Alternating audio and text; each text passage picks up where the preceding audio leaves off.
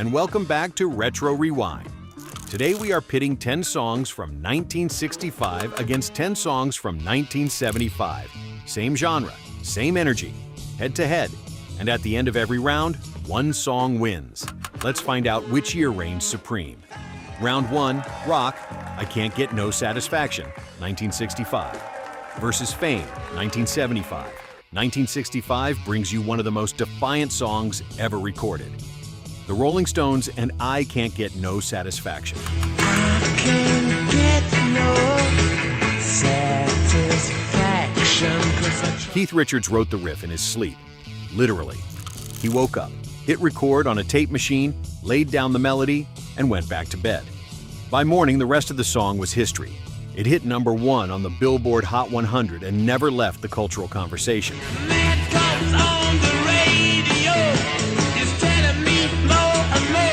60 years later, it still opens concerts, sells cars, and soundtracks movie trailers.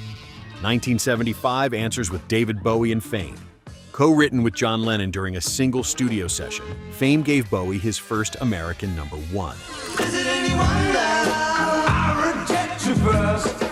It was sharp, funky, and unlike anything either man had released before. A genuine classic by any measure. But in a room with Satisfaction, the 1965 side wins round 1. Some songs cast shadows that never shrink.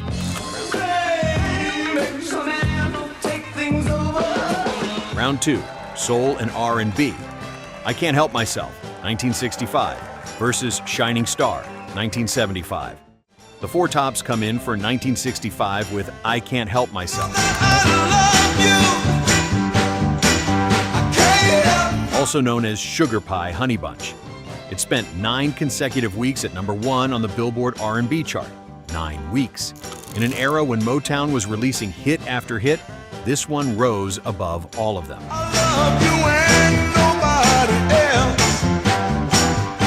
The melody is so simple, it sounds inevitable. Answering for 1975 is Shining Star by Earth, Wind & Fire. It hit number 1 on the Hot 100 and won the Grammy for Best R&B Song. Philip Bailey's falsetto was something the music world had simply never heard before. Both songs are legitimate giants of their genre. But Sugar Pie Honey Bunch has been covered, sampled, and sung in kitchens and cars for 6 decades without slowing down. 1965 wins round 2. Drop a yes in the comments if you remember hearing either of those 2 songs on the radio for the very first time.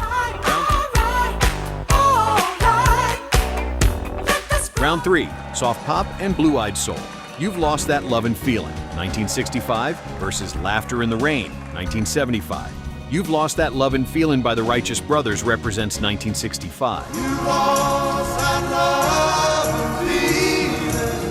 Phil Spector produced it using his famous wall of sound technique, layering dozens of instruments until the room itself seemed to vibrate.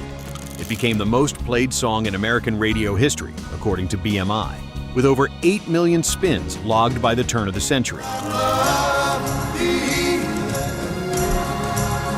That is a record that stood for decades. 1975 sends back Laughter in the Rain by Neil Sedaka.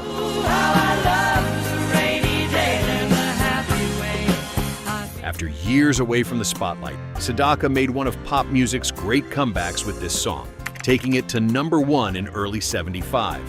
Warm, melodic, and genuinely joyful. A beautiful song.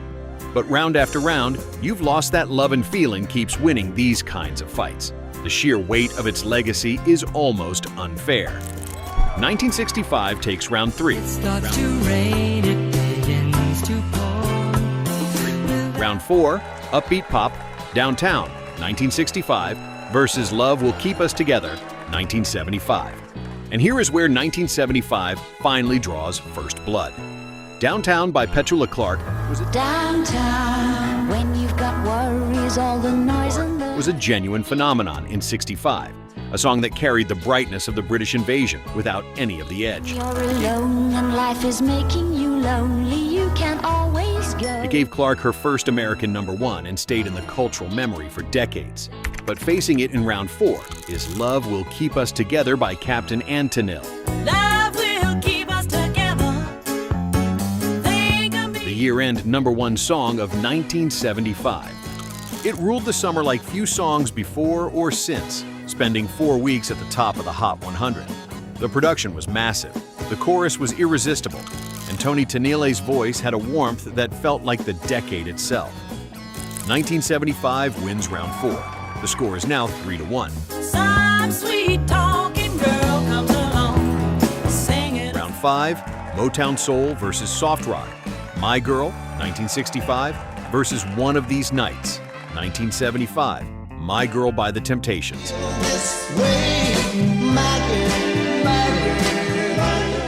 If you have heard this song once, you have heard it 10,000 times, because it never truly leaves. Written by Smokey Robinson and Ronald White, it was the first Temptations single to reach #1. The opening guitar arpeggio is one of the most recognized sounds in pop history. 1975 counters with One of These Nights by the Eagles. One of these nights. #1 on the Hot 100 and a cornerstone of the soft rock era. Don Felder, Don Henley, and Glenn Frey created something lush and cinematic, a song that sounds like a long drive into the dark. It is a stretch to call these two songs a direct genre match, and that stretch matters here. My Girl is one of the most recognizable recordings in American music history. The Eagles were great, but the Temptations were timeless. 1965 wins round 5. Now here is something worth noting before round 6. One of these crazy old nights. 1965 is leading 4-1, but the 1975 side is not out of this fight. 3 rounds remain after this one, and the crowd vote that you leave in the comments counts for this series going forward, so stay with us. Round 6, Pop Rock, Help, 1965, versus Rhinestone Cowboy, 1975. Help by the Beatles Not just anybody. You know I need someone. takes the 1965 slot. Not just a song, but a confessional. John Lennon later admitted that beneath the upbeat arrangement was a genuine cry for help. When I was younger, so much younger than today. A moment of personal desperation dressed up in a major key. It reached #1 in both the United States and the United Kingdom. It remains one of the most covered songs in the band's catalog. For 1975, we have Rhinestone Cowboy by Glenn Campbell. Like a rhinestone cowboy. A song about a man chasing his dream through the hardships of show business. It struck a nerve with audiences who saw something honest in its ambition. It spent 2 weeks at #1 and became the defining song of Campbell's career. The genre match here is a stretch, pop rock against country pop. But the emotional register is similar. Both songs are about something real. In this round, though, Help carries too much history to be outrun. 1965 wins round 6. The score moves to 5-1. Drop a yes in the comments if you think 1975 can still come back and win this. Where hustle's the name of the game. And Round 7, Ballads and Gospel Pop. Crying in the Chapel, 1965, versus Before the Next Teardrop Falls, 1975. 1965 brings Elvis Presley and Crying in the Chapel. Saw me crying in the chapel. Originally recorded in 1960 by Elvis but held back for years, it became a massive hit when finally released in '65. It reached #3 on the Hot 100 and #1 on the Adult Contemporary chart. The tenderness in Elvis's voice on this recording is unlike almost anything else in his catalog. Tears I shed were tears of joy. 1975 answers with Before the Next Teardrop Falls by Freddie Fender. A country ballad with genuine heartbreak at its center, it shot to #1 on the Hot 100 and crossed over to audiences who had never listened to country radio in their lives. Fender had been away from music for years, lost to legal troubles and hard living. This song was his redemption. In another matchup, Fender's story might carry the day. But Elvis on a gospel ballad is simply too powerful to overcome. 1965 wins round 7, 6-1. Round 8, Rock and Pop Rock, Wooly Bully, 1965, versus Philadelphia Freedom, 1975. And here, for the second time, 1975 finds a way through. Woolly Bully by Sam the Sham and the Pharaohs was the #1 year-end song of 1965.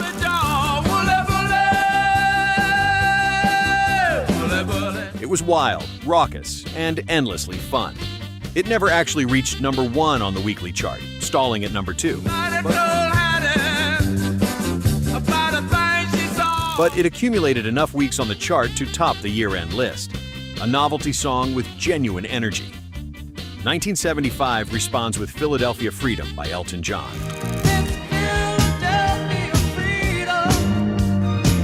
Written as a tribute to Billie Jean King and her World Team Tennis franchise, it was one of the most ambitious pop singles Elton had ever recorded. A brass-driven, gospel-influenced, stadium-sized celebration. It reached #1 in March of 1975 and became one of the defining songs of the decade. Woolly Bully is a lot of fun. Philadelphia Freedom is a masterpiece. 1975 wins round 8. Round 9, soft pop ballads, You Were On My Mind, 1965, versus My Eyes Adored You, 1975. You Were On My Mind by We 5 represented 1965 with a folk pop charm that was very much of its moment.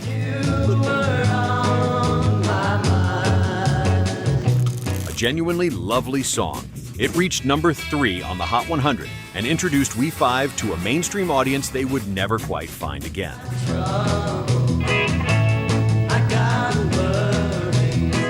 Answering for 1975 is My Eyes Adored You by Frankie Valli.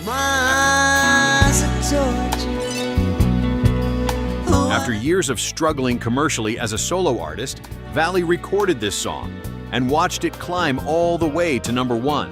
It was a song about longing, about a love that lived entirely in memory, and Valli sang it with the kind of ache that only someone who had waited a long time could produce. We 5 were charming. Frankie Valli was devastating.